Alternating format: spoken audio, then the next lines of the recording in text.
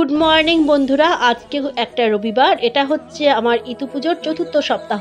তো আজকের দিনের ব্লগটা তোমাদের সঙ্গে কোনোটাই শেয়ার করব না, তো শেয়ার তো অবশ্যই করব। তোমাদের সঙ্গে শেয়ার করব আমার পুজোর সময় আমার জন্মদিন ছিল, তো সেই ব্লগটাই তোমাদের সঙ্গে শেয়ার করব।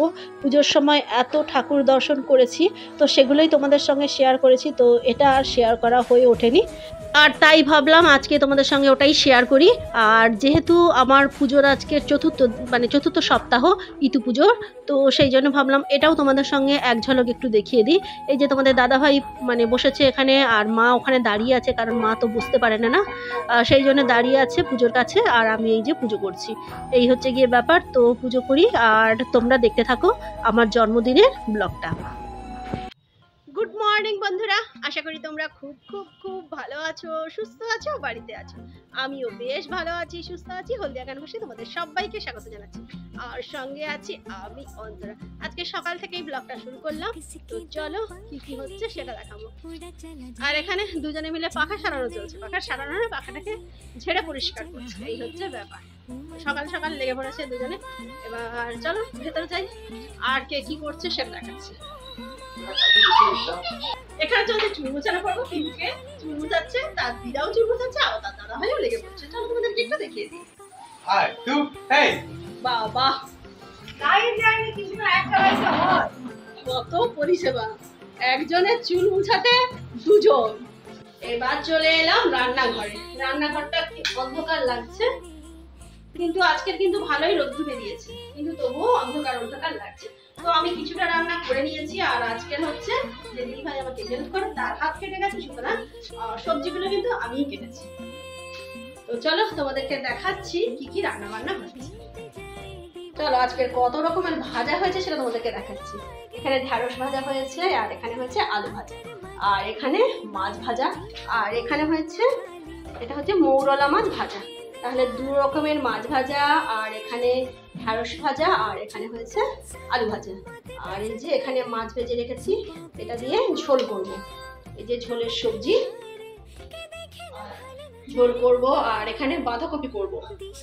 তো ওই যে বাঁধাকপিটার জন্য পেঁয়াজটা দেখেছো, তেল নেই একদম বলতে গেলে, দেখেছো, এতে পেঁয়াজটা ভেজে নিচ্ছি, তারপরে তরকারিটা করবো। এই যে বাঁধাকপি করব, বাঁধাকপিটাকে কেটে নিয়েছি, আর এখানে আলু, আর চিকেন করব। তো চিকেনটা এখনো প্রিপারেশন হয়নি, চিকেন হবে। আর দেখে নিলে, আর এখানে জলখাবারে ঠিক আছে ওটা,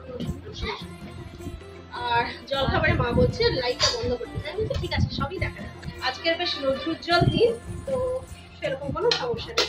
আর এখানে এই যে ছোলা সেদ্ধ, ছোলা আর আলু সেদ্ধ করে পেঁয়াজ দিয়ে আর জিরা ফোড়ন দিয়ে এটা রান্না করেছি, তো এটা দিয়ে মুড়ি খাওয়া। আর এবার মুড়িটা খেয়ে নেবো। আর এটা তোমাদের দাদা ভাইয়ের, না তোমাদের দাদা ভাই কোনোদিন এ নেয় না, জানাচ্ছ এখানটা কি অন্ধকার। আর এই যে খেতে বসেছি, ছোলা সেদ্ধ মুড়ি খাচ্ছি।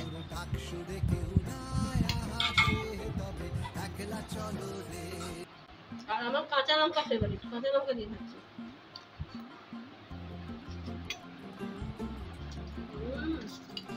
প্রচুর ঝাল, এটা আমাদের গাছের কাঁচা লঙ্কা, প্রচন্ড ঝাল।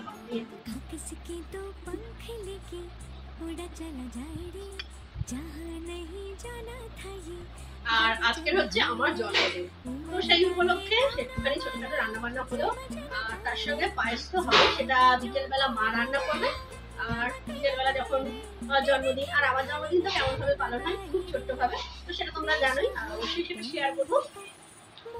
আমার জন্ম হয়েছিল ঠিক দুর্গাপূজা তৃতীয়া কিংবা চতুর্থ, তো এবারেও কিন্তু একই রকম ভাবে পড়েছিল দিনটা।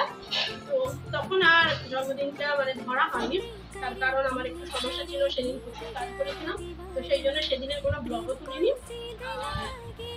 মা বলেছিল ওই দিনই ধরতে, কিন্তু সম্ভব হয়নি। আমি বললাম যে আমি আর পারবো না, তো মা বললো ঠিক আছে আজকে বাদে, আজকেই জন্মদিনটা করছে মা, আর আজকেই জন্মদিনটা মা পালন করছে। তো যাই হোক, যেটুকুনি হবে সেটুকুনি তোমাদের সঙ্গে অবশ্যই শেয়ার করব।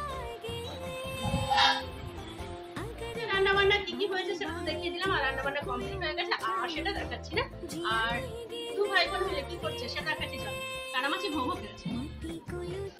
ঠিক আছে, এবার তাকে বা এবার কানামাছি ভোগ ডাকে পাখি ডাকে, ধরো আমাকে, আমাকে ধরো, আমাকে ধরো, যাও ওদিকে যা।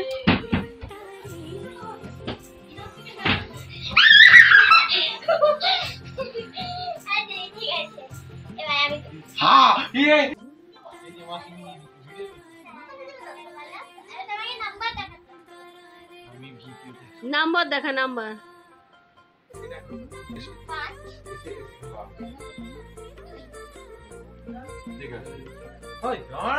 একটু 1 মিনিট। আবার চলে এলাম একটু পরে। তো তোমাদেরকে বলেছিলাম বিকেল বেলা মা হচ্ছে আমার জন্য পায়েস তৈরি করবে, কিন্তু বিকেল বেলা না, যেহেতু এই যে ইনারা চলে যাবেন তাড়াতাড়ি, তো সেই জন্য মা তাড়াতাড়ি করে পায়েস তৈরি করতে শুরু করে দিয়েছে। আমার রান্নাটা হওয়ার পর আমি গ্যাসটা মুছতেও সময় পাইনি, মা বললো আগে করে তারপর তুই গ্যাস মুছবি। তো যাই হোক, কি কি মানে নিয়ে রেডি হচ্ছে সেটা তোমাদের একটু দেখি। এই দেখো, এখানে একটু গাই দুধ আছে, আর বাকি এই যে পাউডার দুধ আছে, আর এখানে আছে চাল, সুগন্ধি চাল, আর এটা হচ্ছে কাজু, আর এটা কিশমিশ। আর কি আছে, আর এই যে এটাতে রান্না হবে কড়াতে, আর প্রেসার কুকারে লাগবে। তো এই সমস্ত নিয়ে এখন রান্না বান্না হবে। তুই কি করছিস? ও না, কি একটা আনবে আমার জন্য। কি আনবি পরে বলবি, সারপ্রাইজ। কি কি কি বাবা, যখন হবে তখন দেবে। তো পায়েসটা মাই বানাবে, আর আমি একটু হেল্প করে দিচ্ছি। যে চালটা ধুয়ে নিচ্ছি, ধুয়ে নিয়ে প্রেসার কুকারে একটুখানি সেদ্ধ করে নেব। তুইও হেল্প করবি নাকি? তুইও হেল্প করবি? শুকনো করে গ্যাস এখনো জ্বলেনি, ও রান্না করছে। আমার হাসছে।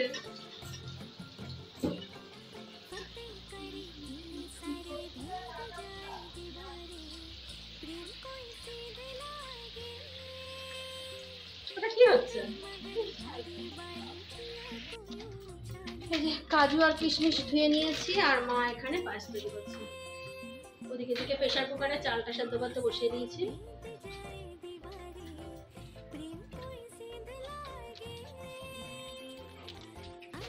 কাঁচি দিয়ে কাটে না, দাদা তুমি কাটতে পারো, আমি কাটি দিচ্ছি। মারা তো তৈরি করো, মা তৈরি হয়ে গেলে তারপর তোমাদেরকে আবার দেখাবো। পায়েস মোটামুটি শেষের মুখে। এই যে রান্না করছি, সবকিছু দেওয়া হয়ে গেছে। দেওয়া হয়নি? ও এখনো চিনি আর নুন দেওয়া হয়নি। চালটা আর একটু সেদ্ধ হবে, তারপরে মা দেবে বাতাসা, দেবে আজকে বাতাসা দেবে, আর তার সঙ্গে কি দেবে, নুন।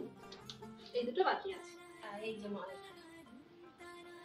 না, পরে ভালো ছবি হবে, ভালো কাপড় পরে আসে তখন হবে। এই দেখো, এখানে পায়েস মোটামুটি কমপ্লিটের রাস্তায়, এখনো হবে 10 মিনিটের মতো। 10 মিনিটের মতো হলে এটা একদম গাঢ় হয়ে যাবে। আর এতে হচ্ছে ওই যে বাতাসা দিয়েছে আর দিয়েছে নুন, এটা দেওয়া হয়ে গেছে। মোটামুটি মানে যা কিছু দেওয়া সমস্ত কিছু দিয়ে দিয়েছে, কাজু কিশমিশ সব দিয়ে দিয়েছে। এবার এটা আরেকটু ফুটতে হবে, এটা ফুটে ফুটে বেশ গাঢ় হয়ে যাবে, বাস তাহলেই নামিয়ে দেবে। আর মা হচ্ছে ক্লান্ত হয়ে বাইরে বসে পড়েছে।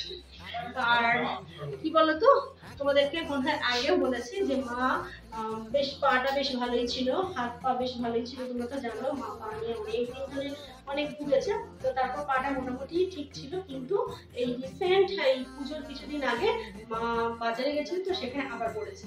তো সে কারণে মার হাতও ব্যথা আর পাও ব্যথা, পাও বেশ ফুলে গেছে। আর তোমরা দেখতেই পেয়েছো যে ঠাকুর দেখতে যাওয়ার সময় আমরা ধরে ধরে নিয়ে গেছিলাম, তা সত্ত্বেও মা ভালোই চলতেই পারছে না। আর হাতের এই কবজিটাও খুব একটা ভালো ঘোরাতে পারছে না, সেই জন্য চালটাও আমাকে দিয়ে দিতে হলো। মানে প্রেসার কুকার থেকে নিচে নামাতে পারছিল না, তারপরে যে মানে বেশিক্ষণ যে নাড়বে সেটাও করতে পারছিল না। কিন্তু যাই হোক, এটা হচ্ছে মায়ের হাতে স্পর্শ আছে, তো সুতরাং পায়েসটা টেস্ট দারুণ। তো যাই হোক, এই হলো গিয়ে ব্যাপার। সবাই তো সবসময় শরীর ঠিকঠাক থাকে না, তো এই হচ্ছে গিয়ে ব্যাপার। তো মা দিয়েছে এই নাইটিটা, পরে যখন আসবো তখন অবশ্যই দেখতে পাবে। এই হলো গিয়ে ব্যাপার। এবার এটা তো মোটামুটি কমপ্লিটের মধ্যে, আর তোমাদের কিছুই দেখাচ্ছে না, একদম জামা কাপড় পরে ফ্রেশ হয়ে স্নান করে তোমাদের সামনে আসছে। টাটা বলবি? এই যে এখানে পুচকি ও আমার জন্য কি তৈরি করছে, কি তৈরি করছে এখন আমার দেখাবে না, বলছে কি স্পেশাল। জানি না সে আঁকা সেটা বুঝতে পারছি, কিন্তু সেটা কি স্পেশাল আমাকে ওদিকে দিকে একদম তাকানো যাবে না, ঠিক আছে? যতবার তাকাচ্ছি ততবার যে কি চাপা দিয়ে দিচ্ছে, এই যে এরকম করে চাপা দিয়ে দিচ্ছে।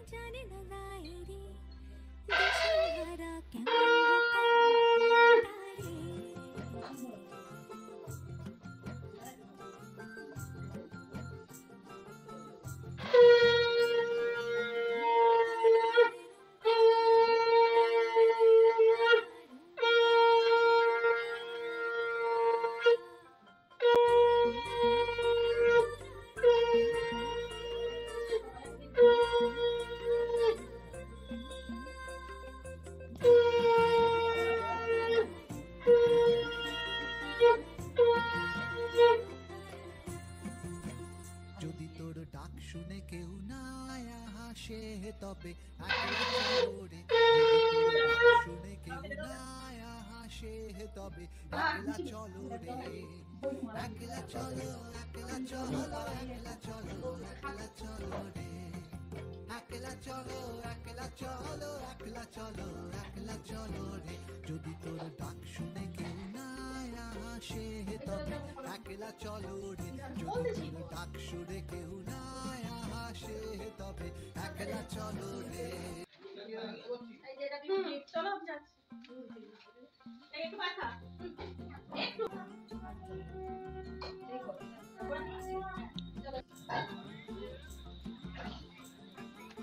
किसी के तो पंख लेके उड़ा चला जाएंगे, जहाँ नहीं जाना था वही चला है रे। उम्र का ये ताना बाना सुना चला पाए, जुबान पे जो नमक लगाए रे। পিহুটা বাড়ি চলে গেল। আর তোমাদেরকে তো দেখাতে ভুলেই গেছি যে পুজোর সময় আমি এগুলো পরেছিলাম, মানে এই হাতে শাখা বাঁধানো, কটা বাঁধানো আর চুড়িটা পরেছিলাম, আর দুলটাকে চেঞ্জ করেছিলাম। তো এই হলো গিয়ে ব্যাপার। আর জন্মদিন পালন করা হলো। আর তারপর পিহুটা যাওয়ার জন্য খুব তাড়াহুড়ো করছিল, আর একটু পায়েস খেতে বলেছিলাম, তো সেটাও খেতে পারলো না কারণ গাড়ি দাঁড়িয়েছিল।